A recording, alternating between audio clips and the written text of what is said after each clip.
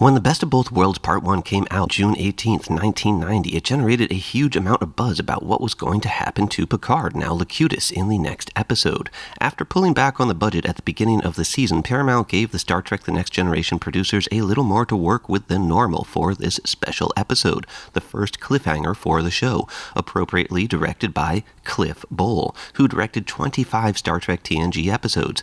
Cliff Bole said he enjoyed working on The Best of Both Worlds Parts 1 and 2 more than anything else he'd ever done. So this two-parter was a lot like a mini-movie with approximately 80 visual effects shots. Unlike most episodes, many new shots of the exterior of the Enterprise had to be created in order to tell this story, so it's a good thing they had that extra cash. Now, Ronald D. Moore said at one point that they pretty much blew the budget creating the Battle of Wolf 359, that we really only see the aftermath of. But the episode worked phenomenally well, and the Battle of Wolf 359 remains one of the most famous in Star Trek history. Third season showrunner Michael Piller wrote this two-parter, and it was the first time the show had revisited the Borg since the episode that introduced them, Q Who. Now, Michael Piller had been hired by his friend Maurice Hurley, who was the second season showrunner and the guy who wrote the episode Q Who. He originally envisioned the Borg as insectoid aliens, but that idea didn't last long. In a way, Q Who was a prototype for Best of Both Worlds. They learned a lot about the difficulties of shooting the Borg, both with the costumes and with the set. So when they shot BOBW, they really knew what they were doing a lot better.